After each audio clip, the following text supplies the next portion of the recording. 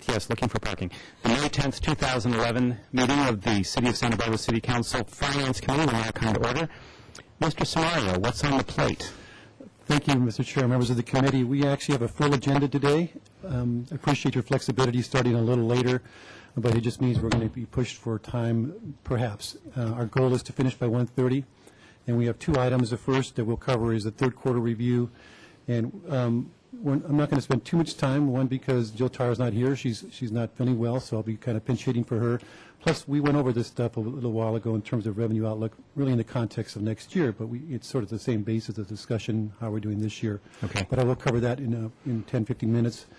And then we'll follow that with a discussion in relation to the 2012 budget, looking at the fees again, and we'll look at essentially the 3 or 4 funds, general fund and the enterprise funds, their fees and that are proposed for next year. And we have people here from the various departments who speak to those. So I'll start with the third quarter review, and again, I beg your indulgence. I'm going to have to be working this machine as well as we speak, or as I speak.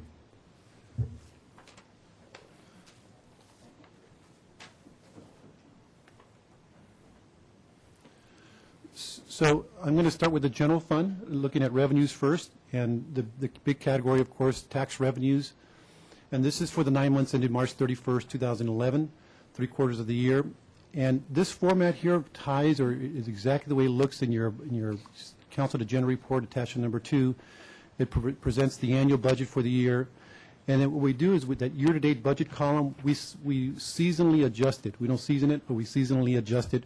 We look at a 3-year average, and we then apply that average to, on a percentage basis, to that annual budget to come up with a seasonally adjusted year-to-date budget. It helps in comparison because revenues are in straight line. And then it shows the year-to-date actual and then the variance from that seasonally adjusted budget.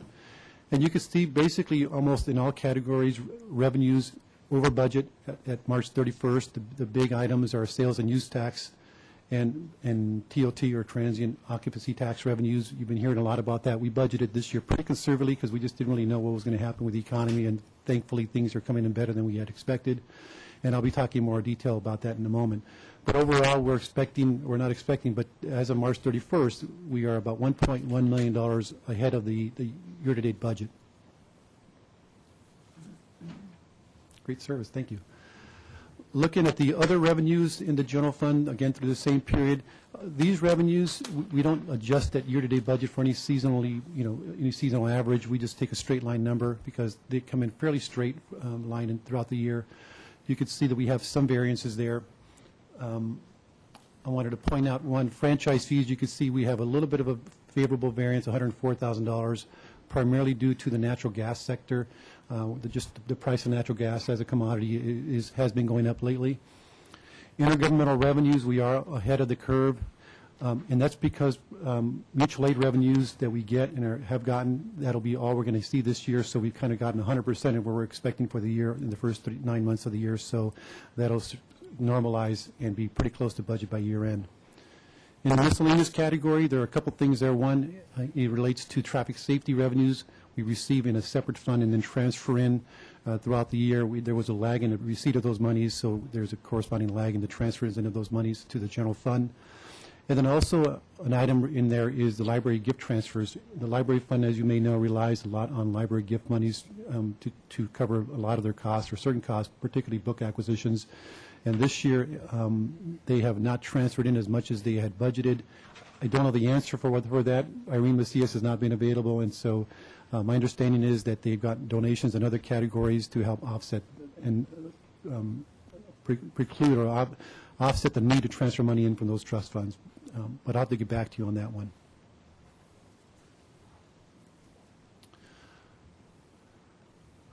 Looking at fees and charges, this is primarily the revenues from the various departments. I want to just speak to a few. You can see in the community development, the second line or second row, they are ahead of the curve, $219,000, almost $220,000. It's really good news. They were tracking a little bit under budget throughout the year, but they did get a couple big projects moved forward, particularly the Cottage Hospital Workforce Housing Project. Building permits were paid, so that bumped up the revenues. So as a result of that, we're expecting to actually meet budget this year, maybe even exceed it, which, again, good news.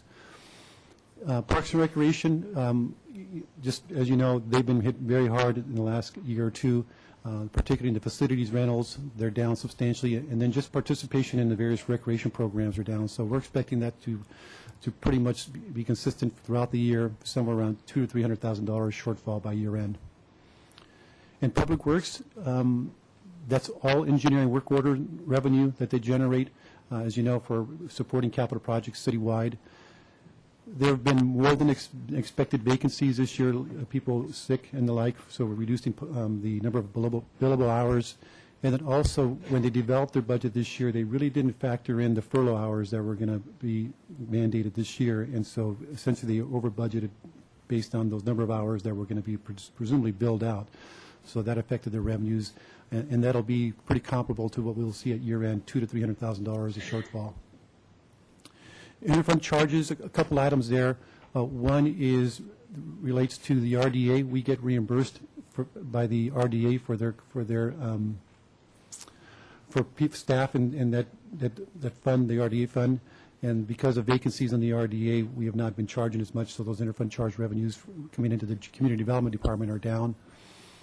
And then lastly, there is some billings that we have for what's called the CLETS. It's a communications JPA. The police department incurs costs and are reimbursed by this JPA, and they're only billed twice a year, so this is a timing issue. But some of that will materialize by the end of the year, some shortfall, but not much, not what you're seeing here. Mr. Small? Sure. Could you give us a little more detail on the RDA? I didn't quite get that. Sure. So the RDA pays the general fund, and am I understanding that right?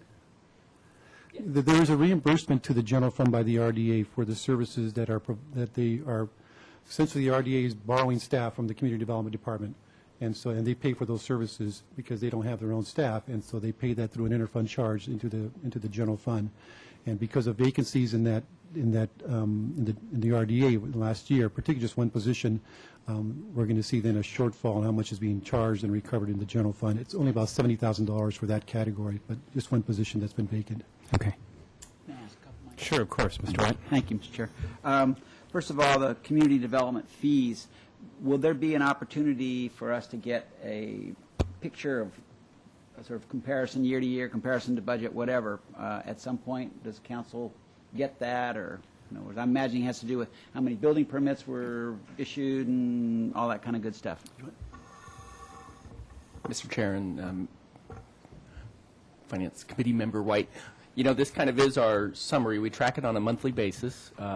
This has been a challenging time to track our revenues because of the slowdown in development activity, and so we've kind of recalibrated our expectations down to a lower level revenue-wise. But we also knew that we had some large projects coming through, like Cottage Hospital, and yet balanced with that was the T-Fire rebuilding efforts slowing down. And so, you know, this is kind of showing that we are coming in slightly over budget to where we thought our revenues would be, which is good. But I also think that we might drift back a little bit in the last few months because we won't have a large project kind of coming through. But we track it on a monthly basis, and we can kind of share that with you. We don't have it kind of broken down by project details so much, if that's what you're looking for. That's what I was asking. And then we could do some. I know that happens at PC. There's some kind of annual deal about how many applications there were and blah, blah, blah, like that. Yes, the Planning Commission tracks, especially for Measure E and others, kind of those annual applications. In the building side, we issue a whole ton of permits for a whole variety of stuff. You know, a lot of little re-roof permits and water heater permits, and then some larger plan checks as well for the larger, more complicated projects. And we track that, and I think last week I showed you a little bit about how our over-the-counter permits, the smaller stuff, had really kind of increased, and our plan check, the larger projects had dropped off, but it was starting to increase again as well. And so that was a little more breakdown as well. Okay, and then secondly is the furlough hours on Public Works. We're proposing to add a position there, and yet I guess this is just that painful mix of trying to deal with labor negotiations as well as get the work done. We've got this big blob of capital coming through, but we can't use the people that we've hired already because they must be furloughed. That's good, Mr. Chair, Committee Member White. For 2012, their budget has been adjusted for the furloughs. This year, the current year, I think it was just mostly an oversight not to factor those furlough hours. Not sure about what was going to happen with the concessions, but for 2012, they did factor that in, and so they kind of built that into their estimates and what they were going to need, and that's sort of part of why they were looking for an additional support staff or engineering staff, because based on the amount of demand of work. This is really just a budgeting issue, or, in terms of, it was just overstated in a sense this year, but next year it's been corrected to what it reflects the real billable hours they expect. Well, and we, again, it's going to be cheaper to use the staff that we have already than, am I correct in remembering that we're proposing to hire another senior engineer? That is correct. That is correct. Stirred the nest here a little bit. So. You're right. I think you're right in that one of the glitches of the furlough system is that in the general fund, especially with these public works engineering staff, because we furloughed them, we could then not charge those hours to capital projects. And so it was a budgeting issue, but it's also a real issue because it didn't have any impact on the general fund. It actually hurt us in this case because we budgeted for that, and we actually charge some of the overhead of those employees. And, in other parts of the organization, where we had furloughs, and especially with discrete labor organizations, we were able to, not able to adjust the kind of furloughs we did. But in this case, it actually hurt us because we couldn't charge to those projects. In terms of the principal engineer that we're recommending to add, that's not really related to furlough as much because those hours, the hours there are spread among not just principal engineers, but project engineers, even the construction management people, the inspectors out that inspect the projects. It's really related more to the bump up we're seeing in capital projects, especially the complex projects like the bridge projects that require more folks to do the coordination between all the agencies involved and things like that. So they're really two independent issues.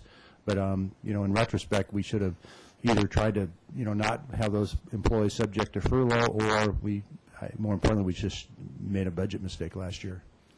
So is there a way to, we have non-furlough folks on the team, and I think it's part probably of SEI. Yeah, they're part of SEIU, and we tried to say let's treat all of those employees the same and not have two people who work side by side. One's not subject to the furlough and one that is. It just got too complicated. Okay, thank you. And then you said the police JPA.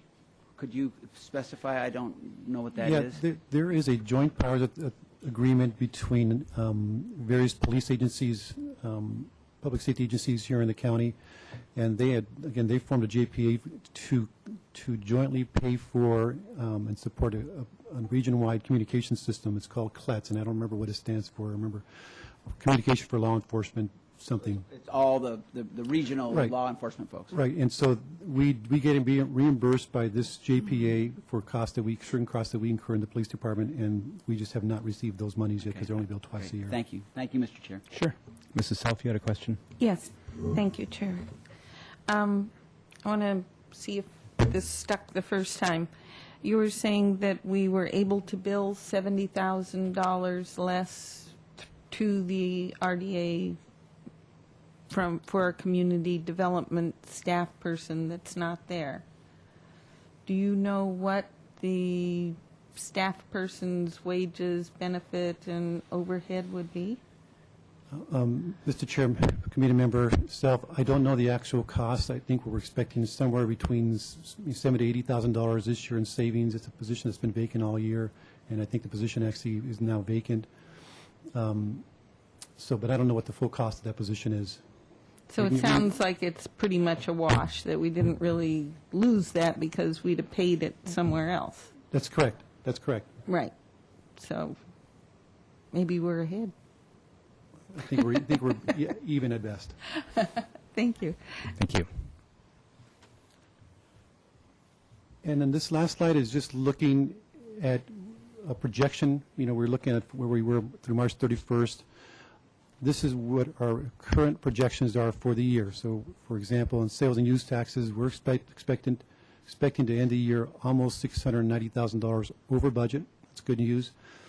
Property taxes are expected to be right in line with budget just because what we projected is based on information we got from the county, so we weren't expecting much difference there. On our bed tax revenues, $1.1 million. That's a significant variance, and we're hoping to see continued growth in the next couple months, 3 months. Down below, first in subtotal taxes, almost $2 million in favorable variance, so that's really good news. Under fees and charges and other revenues, it's going in the other direction, about $750,000 to the negative, but on a net basis, overall, we're expecting revenues to exceed budget by about $1.2 million by year end. So, And Sure. I may be ADDing it here. What's on the subtotal of other that's coming in at 441? What's the highlight? Is there one There are- fighter there that's worse? Just say I'm sure you've told me twice already, but some of the big ones include parking violations. We're expecting those to be down about $100,000 this year.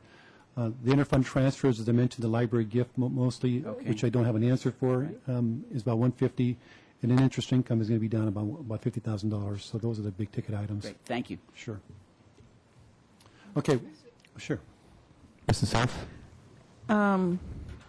What about the franchise fees that have been transferred into the general fund? Wasn't that from solid waste? Sure. Is And that reflected That's here? reflected in those other revenues. When I mentioned franchise fees, that includes the amount of additional revenues budgeted that used to go into the solid waste fund. But it didn't seem to go up by that total amount, so were there Mr. Chair? losses in some areas? Mr. Chair, committee members, that was part of the adopted budget, so it's reflected in the annually, Okay. adopted budget, so we're comparing apples to apples there. Thank you. Okay, we'll move on to expenditures.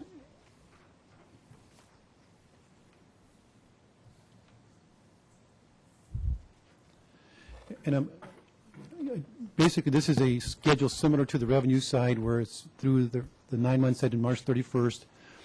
The total budget on the far left, the year-to-date budget just represents 75% of that annual total, because expenditures, for the most part, come in on a straight line basis, given most of it is salaries and benefits. You can see that all the way to the far right, through March 31st, we're sort of under or overexpended by about $500,000, primarily because of 3 departments, and I'll speak to those 3. The first is the city attorney's office. There, you can see they're about $91,000 over, and that's an item that we actually recommended. We adjust their budget, add appropriations by $54,000.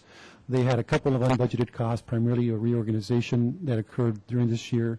They reclassified a law clerk to a deputy city attorney, and then they also had an unbudgeted cost for cash out of leave time by an assistant city attorney that left at the end of last fiscal year, but was cashed out in July. The other item is in the police department, right down the middle, $756,000. Actually, believe it or not, it's a big number, but by the end of the year, that'll become down to zero. We're expecting them to be under budget. The reason it's over now is because one item is the fact that they have front-loaded expenses related to Fiesta and 4th of July. Those 2 events alone are about $400,000 that they incur in the first 3 months of the fiscal year, so it takes a while for that to normalize. And the other item is just that the year-to-date budget is 3/4 of the year, or 75%, but through that date, 77% of the payrolls have hit their budget, everybody's budget. For most departments, it's not a big deal, but for police, it's about a $550,000 difference. So those 2 items combined, by the end of the year, will basically be normalized and down to zero. And then the last item in the fire department, and I'm going to have Pat McElroy speak to this, but essentially we expect this to be a negative variance by the end of the year, somewhere around $900,000, $850,000. Another item we're recommending that we adjust and add appropriations for, and it has to do with an unprecedented number of injuries and sicknesses in the fire department, as well as having to sending folks to the academy when people have retired, and then having to backfill. And it all has to do with minimum staffing requirements. They have requirements of 3 per engine, a captain, an engineer, and a firefighter. And when somebody's out on either injured or sick, they have to backfill with overtime. So if Pat could come up and speak to that in a little more detail, just so you can get a better sense of that.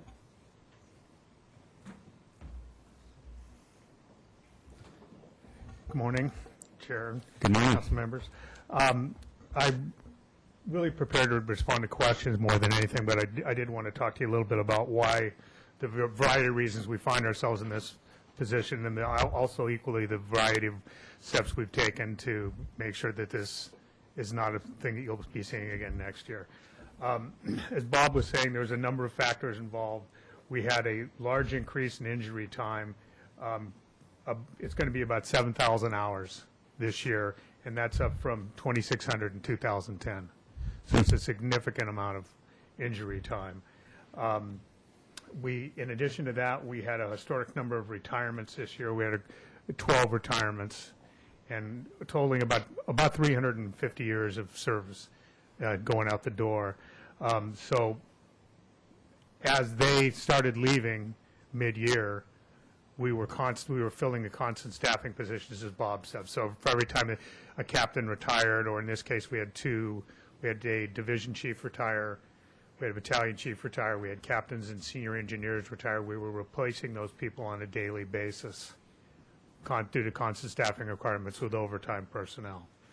In addition to the injury, the industrial injury numbers that we had that were up, we had a significant amount of off-duty injuries and illnesses that contributed to this number, and for a variety of causes. A lot of them we can't go into just for personnel issues, but cancer, heart problems, a number of issues that were just kind of at historic levels this year. One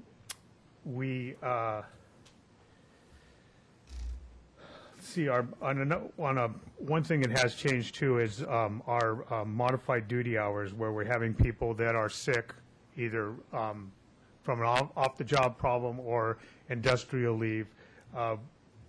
In 2010, we captured about 408 hours of modified duty, and this year we've increased that significantly to over 2,376 hours. So, for example, we currently have somebody off with a shoulder injury who's been helping instruct the academy. He's there every day. We're getting productivity out of some people that we weren't capturing before. So that's a significant increase in our modified duty. Some of the other figures that contributed to this cost this year, we had, with the large number of retirements, we had about $90,000 cost in cash out of vacation and other accrued time as the people retired. One of the things, the main thing that we've taken to alleviate this problem is a large hiring. We had a 10-person academy. We actually, Chief DiMuzio targeted a 12-person academy, but for a variety of reasons with background checks and another person dropping out of the academy to take a job elsewhere, we ended up with 10 people in the academy. The cost of running that academy is close to $200,000, $35,000 towards instructors, and about $113,000 for the recruits.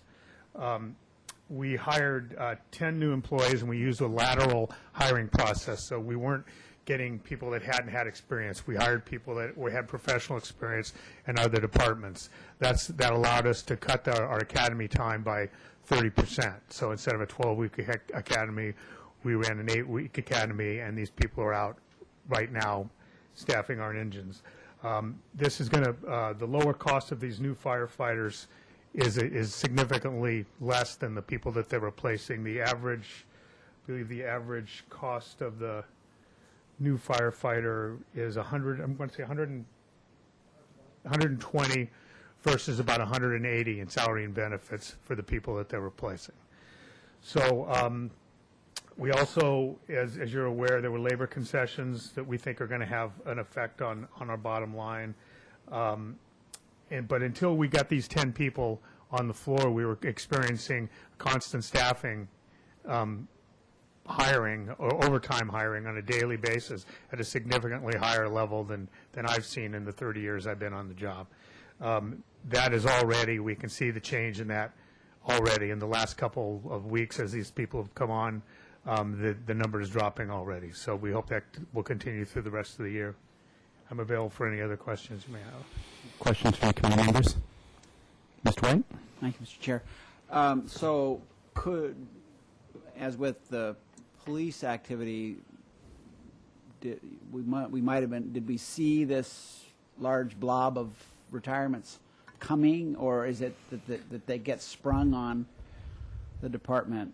I mean, obviously, when you talk about 350 years, people are approaching 30 years per person, and you know that you're getting close. But could you talk about that a little bit?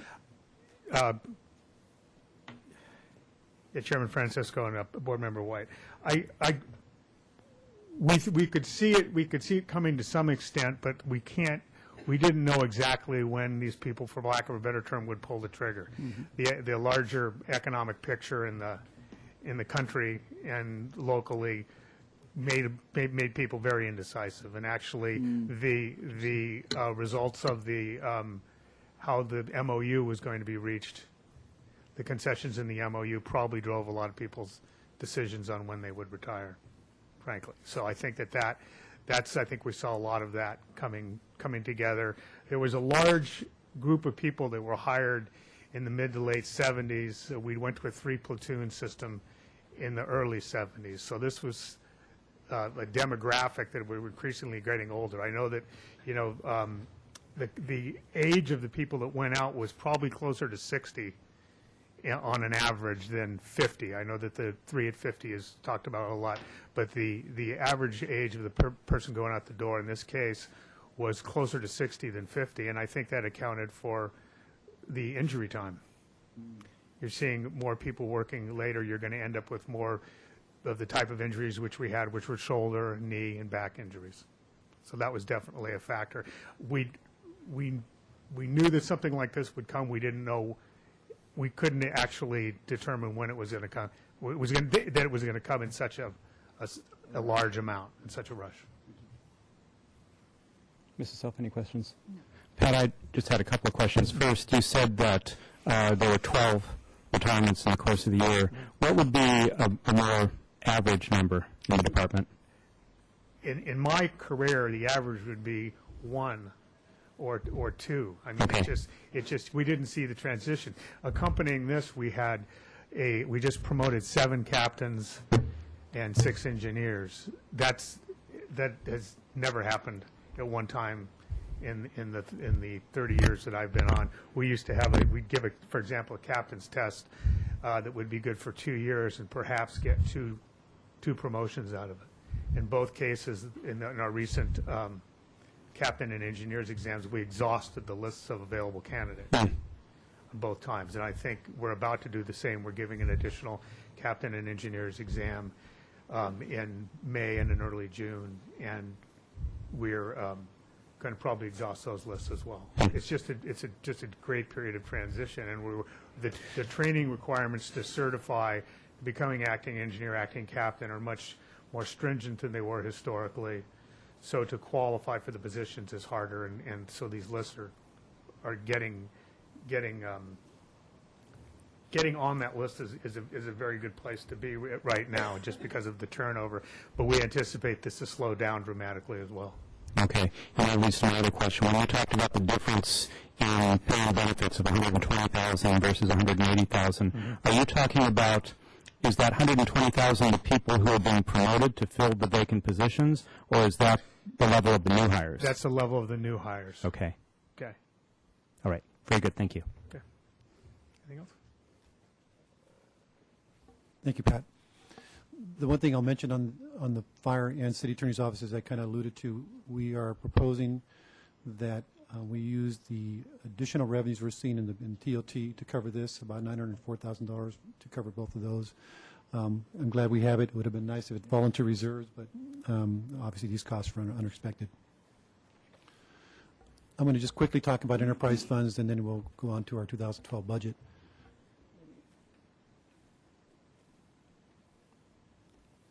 I'm only going to highlight 3 of the funds. The first and the very top, water fund, you can see that they are right in the middle, under the budget by about $823,000.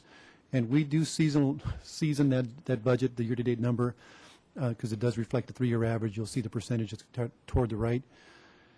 So this is pretty consistent from year to year in terms of what we see, and they are under budget. This was an unusual year. I think the rainfall for the first half of the year was somewhere around 300% of what we would normally see.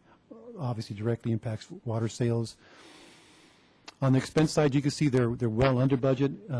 So we're expecting, while they're going to be under budget on the revenue side, close to $1 million or so by the end of the year, they're going to well offset that by expenditure savings, in large part because of the fact that demand is down. Down toward the bottom, Gulf Fund, I'm not going to really mention other than the fact you heard that yesterday, the Gulf Fund, with the problems they're experiencing.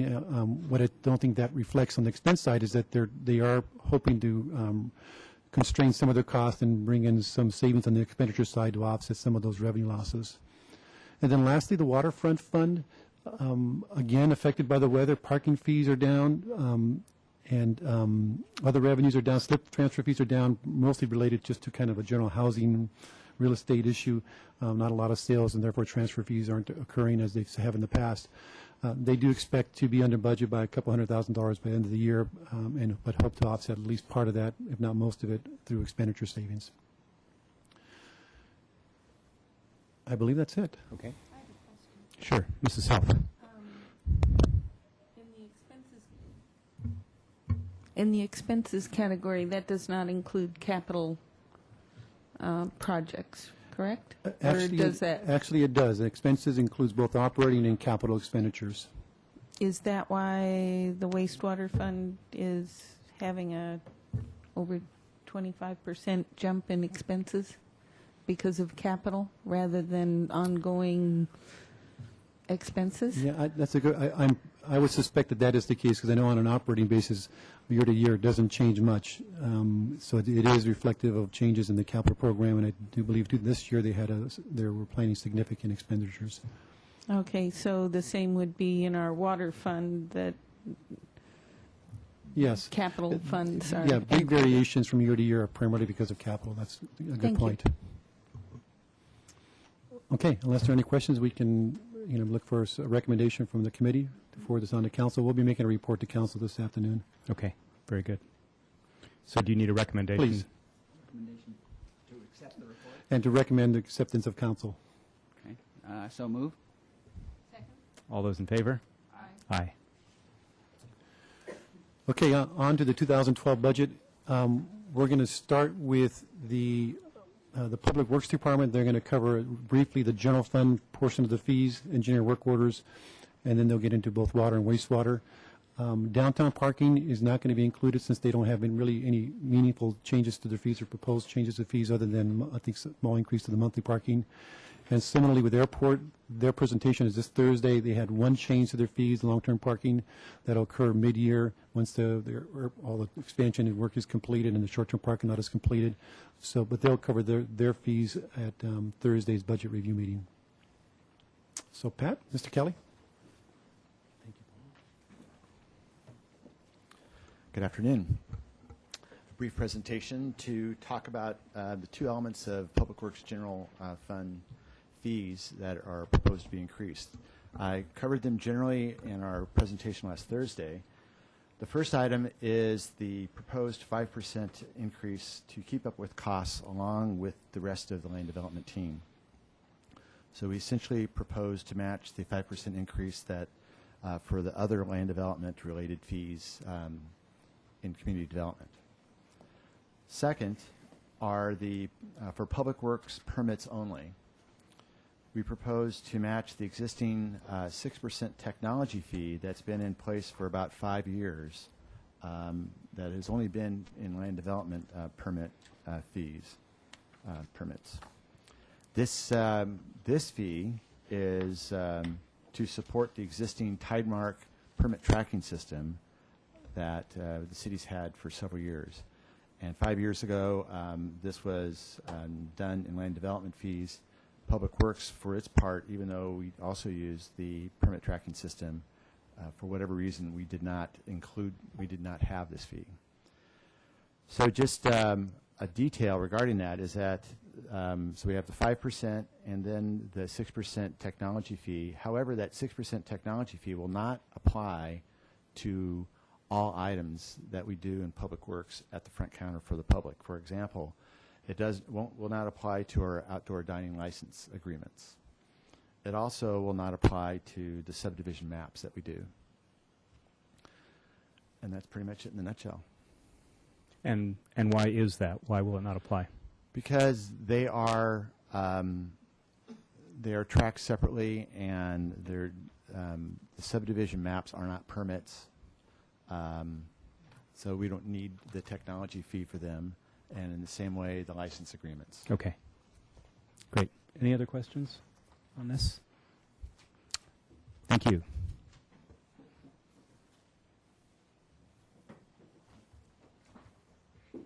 Good afternoon, Finance Committee members.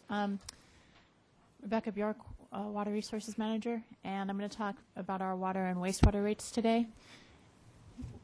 This is a water fund overview, just taking a big picture look at our water fund revenues and projected expenditures next year. We're projecting revenues primarily from metered charges, and we are expecting to spend about $5 million of reserves, and I'll go into that in just a minute, for a total expenditure of $42 million, $11 million of which will be in our capital program. Our operating budget is pretty flat, if not even slightly declining, but it's pretty flat. This is our revenues by major component, and you can see that predominant source of revenue is our metered sales. We do also get some money from new connections, as well as we are reimbursed by our South Coast partners for their portion of the cost of operating the Cater treatment plant. That's Montecito and Carpentry water districts. This is our appropriation by program. We have a number of different budgetary programs in the water fund. Water capital, water resources management is so large because it includes where we budget the transfer out for capital, as well as all of our overhead expenses. Water distribution, water treatment, water supply is where we budget our water purchases. Next. And this is this is the same money, but it's by different slicing. This is how it comes out in terms of major object. So you can see the debt service is a substantial obligation of the fund. Capital outlay next year will be $11 million. Our water purchase run about $7 to $7.5 million annually. Salaries $7.6 million, and then materials and supplies, the other big category, at $7.1 million. This is the tool that we use to look out to the future at what our rate needs will be and our revenue needs will be. And what you can see here is the council policy reserves, which are the bars, and our projected ability to meet those reserves, which is the line. What's not factored in is the different individual components of that expenditure, but they are the things we just looked at, the salaries and expenses. And the biggest variable that we have is really our capital program. So we adjust our capital program to be able to stay in compliance with the reserve policy, but we also have to adjust the capital program to be able to maintain and try and prevent deferred maintenance of the infrastructure. So that's the balance for us. We had projected a 3.5% rate increase. This is if we take a one-year break from a rate increase. The 3.5% rate increase will generate over $1 million a year. So that would be lost then on the ongoing basis. We would be even if we went back to a 3% rate increase the next year, we'd be back to, we'd never essentially recoup that lost $1 million this year. We would, next slide, we would obviously not run down into reserves like that. We would adjust our capital in order to make sure that we were staying in policy. The easiest part of the capital to adjust, we have generally big programs, or we have the pipeline replacement program, and the pipeline replacement program is scalable. There's a council goal of 1% per year that was adopted many years ago, which is about 3 miles. We are currently in our proposed budget. We have budgeted for $5 million in fiscal year 12 and $2 million in fiscal year 13. We estimate, for budgeting purposes, $250 a foot. That would buy us about 3.7 miles in 12 and 1.5 miles in 13, which doesn't really quite keep up. However, we have, over the last 6 years, done about 2.9 miles per year. So we're not too far behind in the past 5 years on keeping up with our capital for pipeline replacement. This slide's got a lot of numbers, so I'll show you what it is. This is just explaining if we didn't do the rate increase, sort of the accrued deferral of pipe replacement for a 2-year period. We would go from the $5 million on the top corner, would replace about 3.79 miles, and of course that's just an estimate because the size of pipe and complexity of where it goes all affects that. But for budget purposes, it's about 3.8 miles. So we would be getting a little bit ahead with about 0.8 miles, which is good because, as I indicated, we're just slightly below the 3 miles per year in the last 6 years. So we would have a net positive to our deferred liability of about $1 million. In FY13, we have not budgeted as much for the pipeline project. That's to make that black line balance with the reserve policy. We've adjusted downwards. That would get us about 1.5 miles. So we would be accruing a deferred maintenance of about 1.45 miles if you take the 3 miles per year as the council goal as our objective. That would be a deferred liability of about $1.9 million for a cumulative liability there of about $870,000 or 0.66 miles. That's under the proposed budget. If you drop down and see what we do without the rate increases, just dropping to the bottom line, we would be deferring about 2.2 miles, almost 2.3 miles of maintenance, and have a liability of about $3 million of deferred maintenance. In terms of how we stack up to our neighbors, we currently are, for a typical single-family residence, using 12 units of water a month. We're currently about $63. The proposed 3.5% rate increase would take that to $65, just over $2 a month in increase. The other charts show how much a similar household in Goleta, Montecito, or Carpinteria would pay for that same amount of water. And I showed this on Thursday. I'll just touch on it briefly. This is a similar chart for the whole county. It's different numbers because the county water agency put this together, and they used 10 units instead of 12 units. So it's a nice illustration that if you save water, you can save money. Your bill here for a typical household would go down to about $50 as opposed to that $63. But it just also shows you that within the county, we're quite in the norm for cost.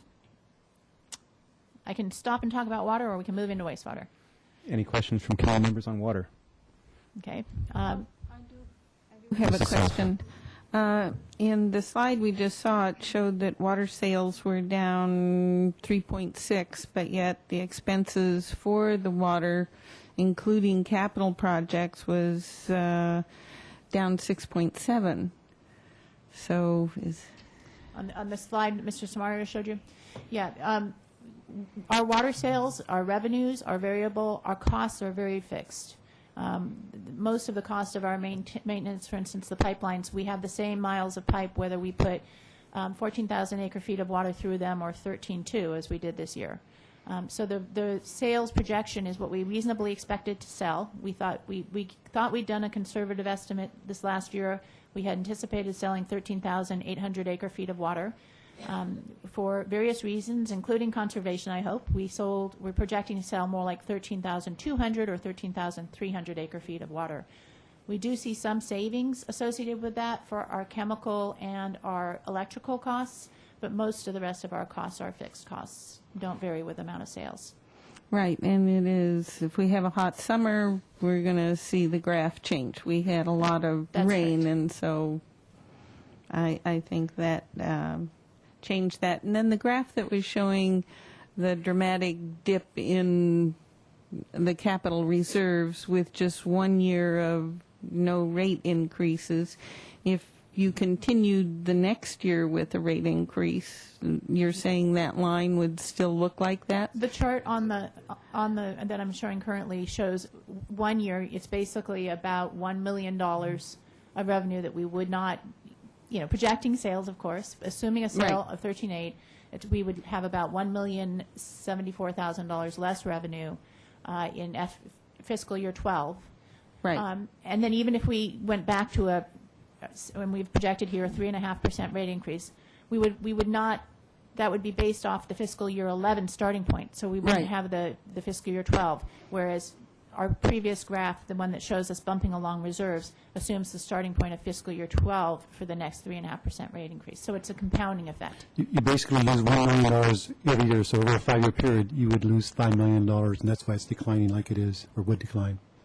Thank Unless you you. just doubled the rate to 6% the following year, it's tough to catch up.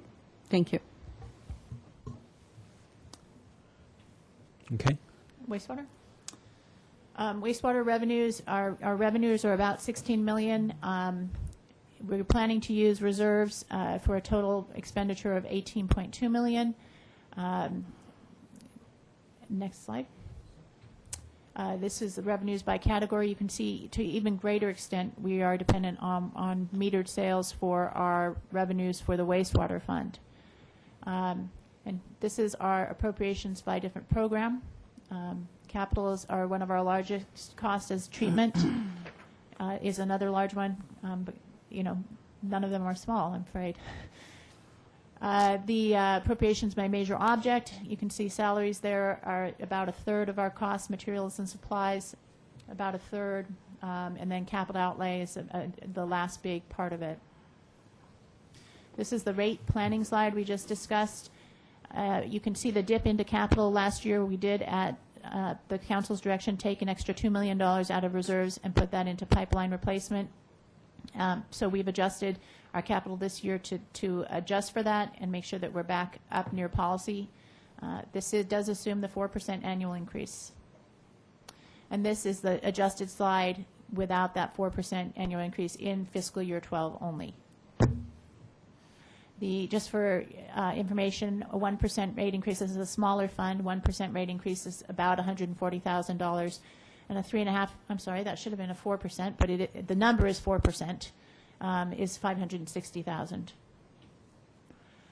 So this is our rates as compared with our neighboring communities, and we're currently at about $34. I'm proposing to go to $35 for a typical single-family home using 12 units of water.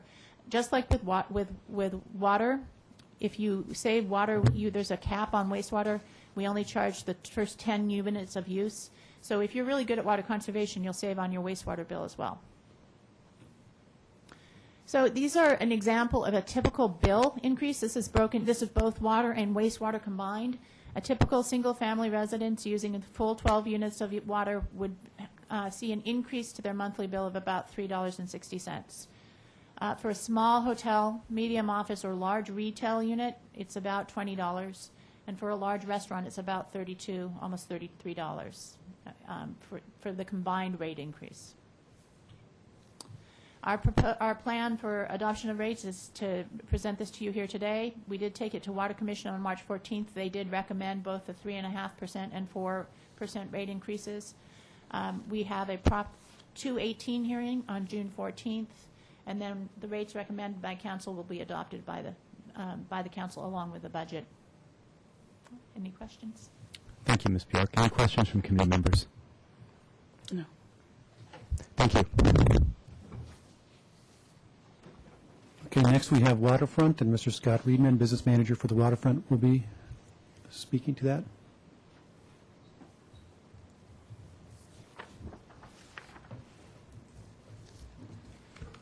Good afternoon, Finance Committee members. Scott Reedman, Waterfront Business Manager. For the fiscal year 2012 and 2013, we basically have two fee increases that we're discussing, slip transfer fee increase and a slip fee increase each year, and then also the discontinuation of a discount, which I'll explain in a little bit more detail. The slip transfer fee increase is proposed to be $25 per foot in 2012 and another $25 per foot in fiscal year 2013, except for the 20-foot slips, which were frozen in 2008. The slip fee increase proposed for fiscal year 2012 is 3%, and 2013 will be 2%. We expect that to generate about $134,000 in additional revenue in fiscal year 2012, including the 4 new slips that were constructed in P-Finger and assigned this last year. Excuse me, Mr. Chair.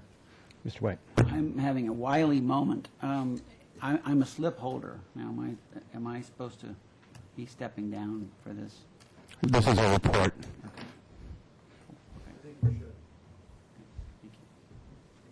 To receive a report?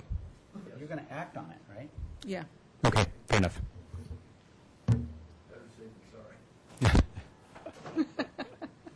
Next slide, please.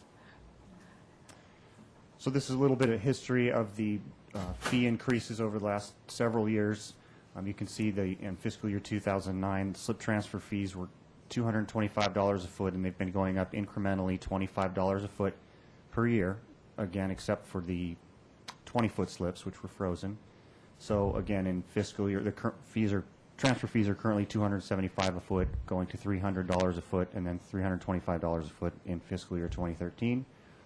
Slip fees were increased by 2% in fiscal year 2009, 4% in 2010, 4% this year, going down to 3% in fiscal year 2012, and we expect to be able to drop them down to 2% again in fiscal year 2013. The next few slides are speaking to the discontinuation of the discounted disabled placard parking. We're going to a new parking payment system in our honor fee lots. These are only in our self-pay honor fee lots. This change will not be taking place in the staff lots such as Ledbetter, Harbor, Main, and Stearns Wharf, but these are in our self-serve parking lots. And it's called the Luke payment system. You may be familiar with it. It's in place out at UCSB, the identical system. It's a self-service parking system, again, implemented only in the honor fee lots, such as Harbor West, Garden Street, Palm Park, and the 2 Cabrillo lots. This system allows Waterfront to begin accepting credit and debit cards, also cash and coin. This is a discontinuation of a discount rather than a fee increase per se, and the change is necessitated by the implementation of this new state-of-the-art equipment. This change is not intended as a revenue source or to increase revenue. It's just to be consistent with other parking operations such as airport and downtown parking, which don't offer discounts for the disabled parking placard or license plates, nor does Paseo Nuevo or UCSB. Sometimes we get a little pushback on this. The Department of Motor Vehicles exempts vehicles displaying disabled parking placards from paying at on-street parking meters. But this exemption does not apply to off-street parking lots, such as our waterfront honor fee lots. But of course, Waterfront will continue to provide the blue ADA designated stalls as required, as we already have in place. And Waterfront will continue to maintain approximately 156 90-minute spaces, basically on-street, in Harbor Way and Ledbetter. Those are enforced by the police department, and since those are exempted by the DMV from the time limit for the disabled placards. So there are alternatives for these folks that have these license plates or placards. And our public review process, Waterfront held a publicly noticed Harbor Commission Budget Committee meeting in February, and again a budget review of the full commission in February, and then the recommendation was presented to the full commission in March. There was no public comment at any of these 3 meetings, and no members of the public attended where we discussed these fee changes and the waterfront budget.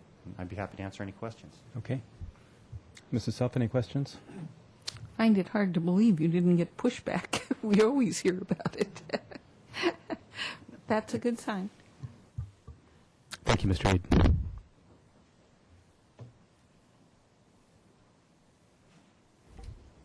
Okay. Last but not least, we have solid waste. And I'm just going to wait a moment until Mr. White is back. Should we motion that one separate since, We will have to. yeah. Do we need to make We will have to, action, yes. Adam? No. Okay, so solid waste fund. This, I think, will be the 3rd time the committee will have heard this presentation. I switched the order around on the slides just to make it a little more interesting, keep you honest.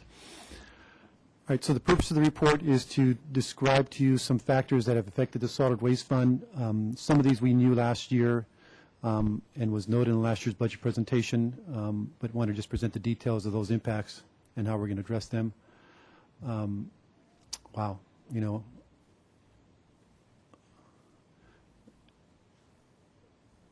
This is not the one I wanted, but I'm going to go with it anyway. So just to kind of, what I wanted to basically show is that we have proposed for next year rate increases totaling 6.09%. And there are essentially 3 key factors that have affected that. One of them is the fact that we have to raise fees, and I'm going to see if I can find that.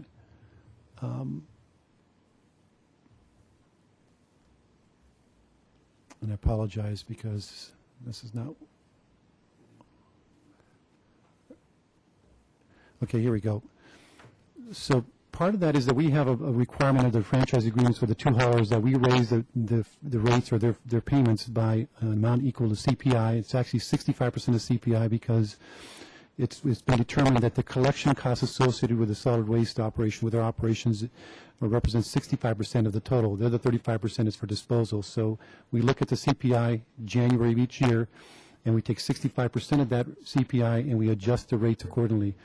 And for 2012, that is 1.27%, as you'll see in the middle section.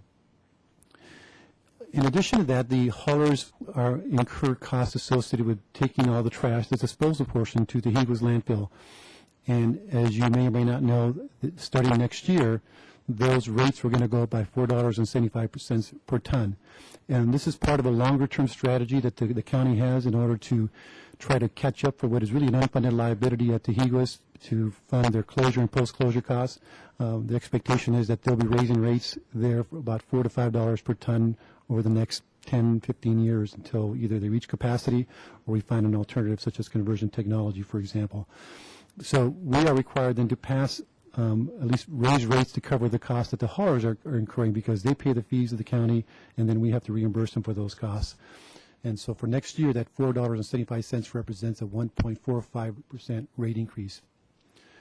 And then the rest of it is, when I talk about addressing the structural deficit, one component that's in there is the $150,000 that we've budgeted based on an estimate we've received for maintaining the gas collection system that is almost fully installed at Elings Park.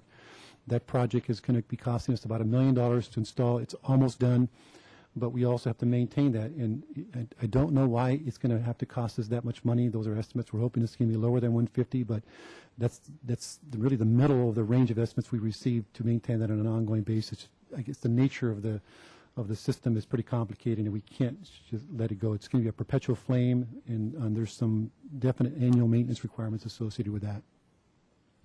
So that represents the $150,000. So really what's left, about 2.5%, relates to the structural deficit, as I kind of related to. And it's really a combination of a number of factors. And one of the factors is the fact that we had shifted starting this year, and Ms. Self alluded to that or talked about that, we shifted starting this year $450,000 of franchise fees from the solid waste fund that had been received there historically since probably early 2000s. We are now recording that as revenue of the general fund. It's appropriate to do so. I think at one point it was needed early on to fund the programs, but Mr. Armstrong, with his sharp eyes, found that and recognized, that is really a general fund revenue. Traditionally, we could have left it in the solid waste fund, but because of the issues we were facing in the general fund, that was the decision that was made and approved by council. And as part of that, we are also having to repay prior year's collections or receipts of franchise fees at a rate of $50,000 per year. So that's kind of really a $500,000 impact to us. I also mentioned that we, over the last couple of years, have seen a sharp decline in our recycling revenues. Last year we received $870,000, and the year before about $400,000. And when we talk about the structural impacts, our budget was balanced 2 years ago based on about a $450,000 receipt of recycling revenues. That was our assumption, our expectations. The fact that we got $871,000 last year was really essentially helped fund the Elings Park project. It fell to reserves, and I'm glad we had that. But in sort of an ongoing basis, the amount that we had assumed and planned based on staffing at that point was about $450,000 or $500,000. Having said that, we have reduced costs in that fund starting next year. We're expected to lower costs by around $550,000 in relation to the current year. So we did that by reducing staffing, recognizing that we have these revenue impacts, and we're trying to just do our part on the expenditure side to offset those. But not the biggest, but one of the more unusual issues has to do with this the business rate model that we completed about a year and a half ago. And again, I'm going to go through this. You've seen this, but I think it's helpful because it's really a complicated issue, and I'm going to just try to explain it again and hopefully shed a little more light on what's going on with that. So we completed this rate study back in 2009, and the new rates went into effect in November of 2009. So that's an important date, November 2009. Prior to that, the rates were what they were, And they actually already provided some incentives for businesses to just recycle, ignoring food scraps. There was about a 50% differential between the price of trash and the price of everything else, primarily commingled recyclables and green waste. Not a lot of green waste in the business sector. And so what we did was to try to create a bit more incentive to businesses, because what we've seen over the last 10 years is very little movement in terms of increased diversion in the business sector. We've seen some progress in the residential sector, primarily the single family, but very little movement. And we've been right around 25 to 30% diversion in the business sector. So really, doing poorly there compared to our residential sector. So we recognized that we needed to do something a little more education, but provide more incentives financially, because we think people respond to bottom line impacts or savings. And so we created an 85% differential. So the price of trash is $1, for example, or $100. The price of the recyclables, including food scraps, would be 15%. So a substantial differentiation, and to help move people into recycling more. And the way we established the rate model is recognizing that we had this obligation under the franchise agreements to, anytime we changed the rates in structure, that we had to keep the haulers whole.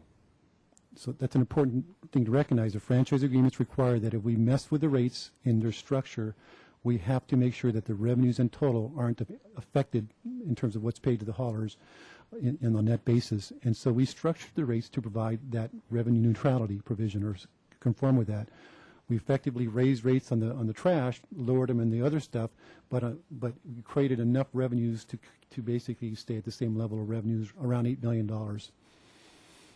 And it's important because if revenues go down in any sector, whether it's the commercial sector or residential sector, just by virtue of the economics, and we see that every 10 years you'll see the economy swing up and down. This has been an unusual, obviously, period of time, but normally what you'll see in the business sector are revenues going up in the good times and revenues going down, independent of rates, just because that's the nature of the trash business. There's more generation, more sales, and more business, so they're just generating more trash, more services needed. When things get poor like they are today, then it contracts, levels of services contract and revenues go down. So what I wanted to show you here is on this chart is, and this is really important because, again, I've highlighted when the new rates went into effect. I see a question. Yes, Mr. Chair. So we're now at 80 at recycling being charged out at 15% as opposed to trash. What was it before? There was a 50% differential, so it's 50%. 50 cents versus $1. 50 versus, exactly right. Okay, thank you. That's right. So on this chart here, and again, I wanted to point out, this is the date, November 2009, when the new rates went into effect. And the new rates were to provide that greater differential and incentive, but also to provide a new rate and container for food scraps for restaurants. Here's what's interesting. Mr. Chair, that's free, right? No, food scraps is 15% as well. Same as Yeah, recycling. all the diversion containers are 15% of the price of trash. So in this period of time, and I wish we had data going back further, but we, as you may know or may remember, we implemented a new utility billing system about a year and a half, 2 years ago. And so this is the first time, January of 2009, we were able to track it by hauler and by month in the business sector. But what you're going to notice here is that before the rates went into effect here, we were seeing a decline in revenues from both the Marburg side and the Allied Waste side. And that decline was substantial. And again, nothing to do with the rates, nothing to do with the restaurants or food scraps program. And this was just part of in my opinion, largely the economy going down, maybe other factors, maybe excess capacity in terms of levels of service that were provided as people started recognizing, geez, not only am my business down, but I have more space than I need independent of that, and started adjusting their service levels. And this decline here was fairly substantial, as indicated. And if we had not implemented rates here, and this trend had continued, this would just really, in a sense, be all on the hauler. I mean, this is just part of the ebbs and flows of the economic cycle. Prior to this, we were seeing revenues on the incline starting in 2002 or 3, inclining revenues and declining now, except that they're declining at a more rapid pace because of the depth of the economic impacts. So this is an unusual rate of decline here, but still relates to the economy, not the rates. Mr. Samario, question Sure. about this. So if I understand this correctly, you're saying that revenue was on a downward trend because people were either getting smaller containers or having less pickups because that's what the economic situation what dictated. So, but wouldn't it also be true in that case that the haulers' costs are going down? Because they're having to do fewer pickups and they're having their tipping fees go down. Aren't we reimbursing the haulers based on their actual costs? Mr. Chairman, no, actually, no. We are reimbursing them based on what we collect. So prior to the new rates coming into effect in November 2009, what we collect is what we pay them, no more, no less. The only obligation we have is every year to adjust those rates to cover the CPI increases, so a presumed increase in the cost of doing business. So it's possible that in this period of time, between January 2009 and November 2009, when the rates took effect, that their costs were pretty stable. There wasn't a decline in their costs. But again, in the good times, their costs are probably, the revenues are outpacing their costs, and in the bad times, their costs are outpacing the revenues. There's more stability in the residential sectors. We don't see this kind of variation because people aren't responding that much to economic cycles because it's not a big expense. But in the business sector, it's a bigger expense, and I think people are more responsive to those changes.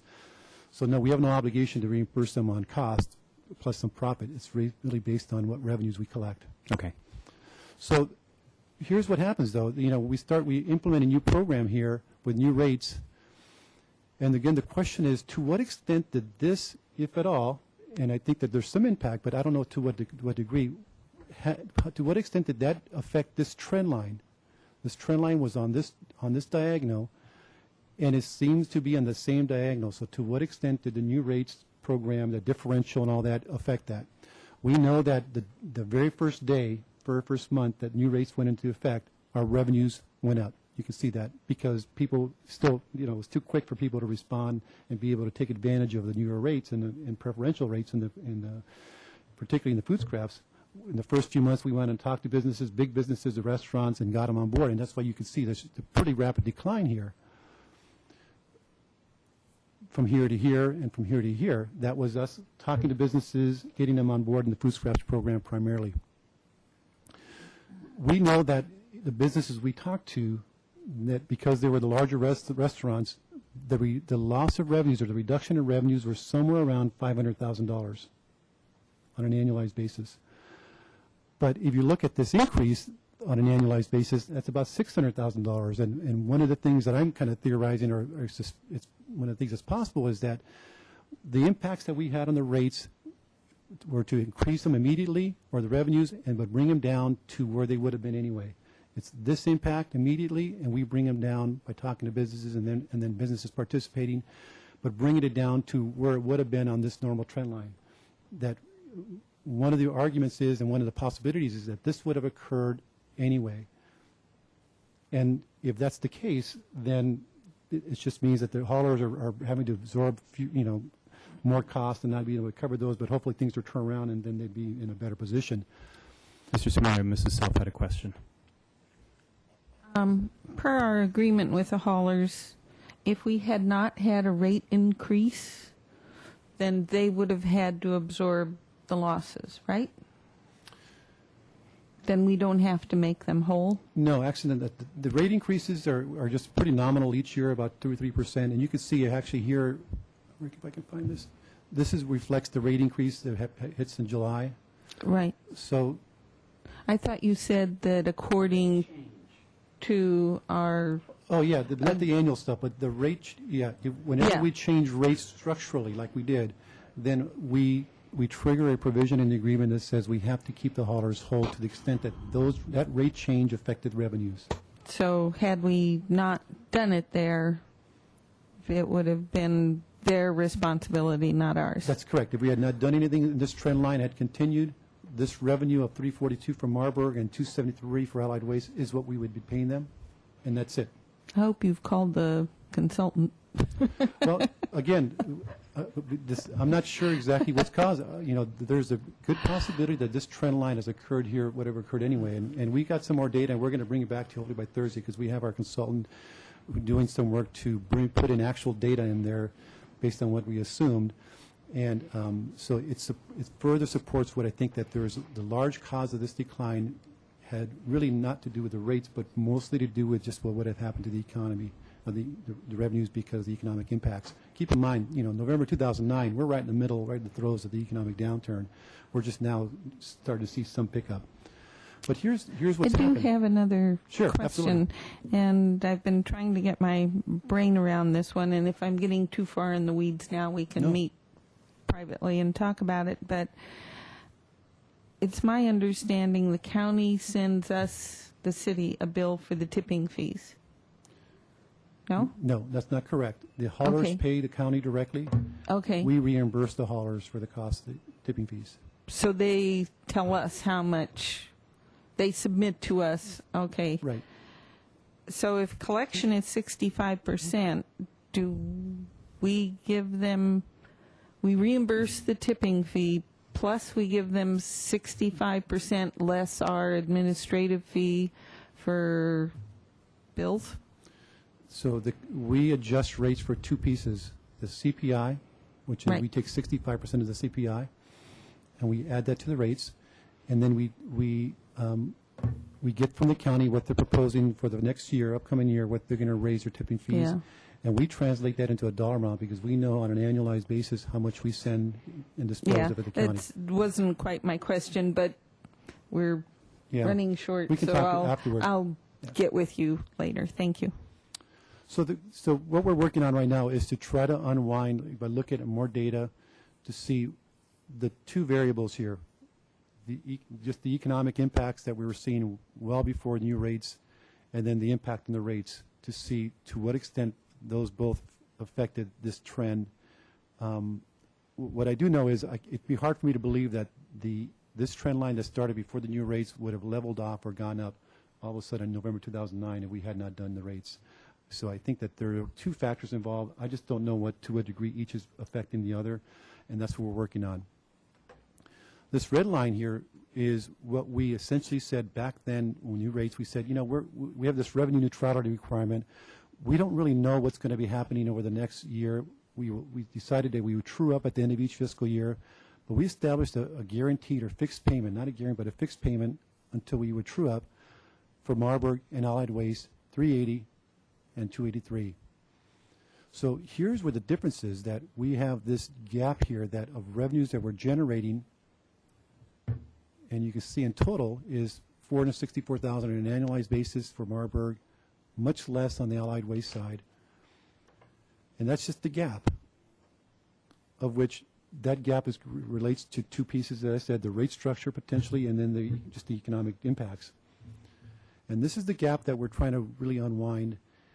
The haulers recognize that essentially we created this line here too high, even if we just consider what happened in the first 9 months here.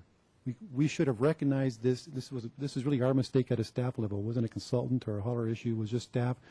When we were trying to figure out what's the appropriate amount of a fixed payment, we didn't sort of factor in the trend line that we were seeing there. If we had, we would have established this line down here somewhere, because we would have factored in this trend line already, and we would have established it well below here.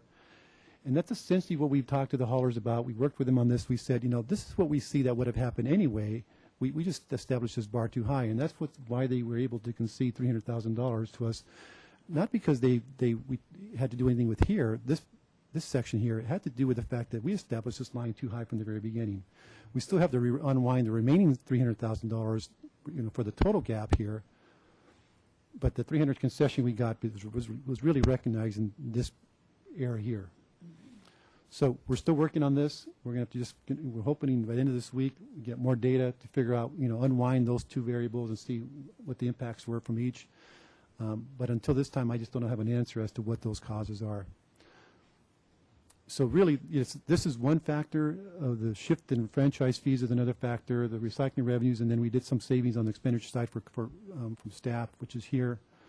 And this number actually is around $570,000. We reduced costs from 2011 to 12 proposed by almost $600,000. So that offset a lot of some of these issues. So I just wanted to end with looking at the rates. And you've seen this before: current rates, first column, proposed rates, and the dollar change. What I also wanted to point out was what portion of this relates just to the CPI. And this doesn't include the mandated cost for Aliens Park. This is just a CPI that we're mandated to increase rates by. So the basic service, 2683 will go up to 2846, so an increase of $1.63, of which 73 cents is just because of the CPI. Multi-unit, 3 cans or less, the sort of basic service, $2, and so forth. You can go all the way to the bottom. A small business with a dumpster service, that's a pretty good sized business. Their bill will go from $3.29 to $3.50, $20 increase, almost half of that for the CPI. So with that, I'd be happy to answer any questions. Thank you, Mr. Samario. Questions from the committee members? Mr. White? Thank you, Mr. Chair.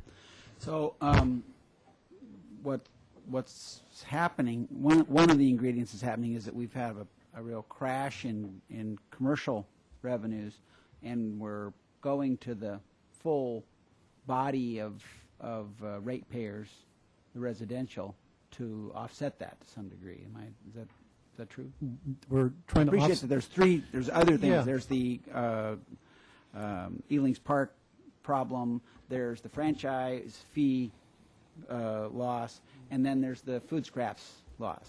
Yeah, the portion that really relates to the structural problem that we have, which is created by 3 factors: recycling revenue declines, the shift in franchise fees, Right. the issue we just talked about, offset by savings on the expenditure side. All of that comes to a net amount that requires a 2.5% rate increase. So I think it would be unfair to characterize it as all having to do with All the the rates commercial. to the commercial or the issues associated with that. It's a conglomeration of issues that have come Right. together all at once. And I do remember last year at this time when this was being discussed in terms of shifting franchise fees, we were already recognizing that our recycling revenues were going to be down. And I think I alerted council on this committee that this was a late hit. We didn't have a chance to respond in terms of providing a rate increase into this current year for a $450,000 shift of franchise fees, and that we would have to be recognizing that and will likely be looking for a rate increase to cover that in the following year. I appreciate that. And Yes, what about the notion of looking at the big adjustment that occurred and altering that again, the recycling charge going to 15%? What if that goes back up to 25 or 30%? And I'm sure you guys are running Right. those numbers, but is that on the table now to re-examine, or are we just looking at the flat across the board? I mean, I would picture that 1.5%. There's a 1.5% that the commercial is offloading onto residential, Right. and it might be reasonable to look at that. Mr. Chair, Committee Member White, that's a great question. We are looking at that. I think that it's clear to me that we've been successful in getting restaurants particularly to get involved in this program so that they can save money and to help with our other issues in terms of just organic material going to landfill, just general trash going to landfill, and saving on those costs. So, but I think that, now that we've kind of kick-started it, I think we're going to have to look at shrinking that variance, the differential, because I think that, there's too much exposure there. It was successful. We knew that. We wanted to kick-start it, but we recognized even back then that we were going to have to shrink the differential over time because that part's not sustainable. Mrs. Huff? Does that mean you're going to bring down trash rates and bring up recycle rates, or only bring up recycle rates? The former. I think we're going to have to sort of shrink that differential by bringing down By trash rates a little bringing bit. that down and Right. that up? Right. I was concerned only one would go up, but one wouldn't come down. Thank you. Thank you, Mr. Samario. And that's all we have today. Very good. Okay. So we have some recommendations here to make. And the first one should be concerning all of the recommendations on fees excluding the waterfront. So I would entertain a motion to recommend to the council that we accept those fee recommendations, but this is excluding the waterfront ones. Mr. Chair, I'm hearing that we're still looking at the trash. I mean, that's a significant piece. I appreciate that it isn't that big, but it's a piece. We're going to hear more about that before these rates change. We're going to be presenting the solid waste budget this Thursday at the budget review meeting. But at this point, we are proposing the rates that you've seen, which includes addressing these other issues. we have a structural imbalance, and I think we have no reserves to cover that, so and that's kind of the reality of solid waste funds. So we're not, unless council directs us to do something different, we're assuming we're going to move forward with that. Take it out of the golf fund.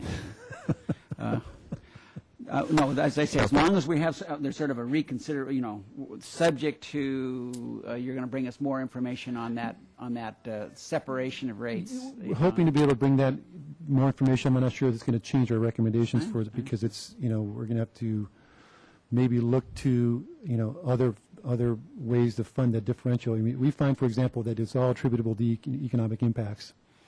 Well, then we have to go meet with the haulers, show them the data, work with them, and then have some discussions over that. And that's going to take at least a month, if not more.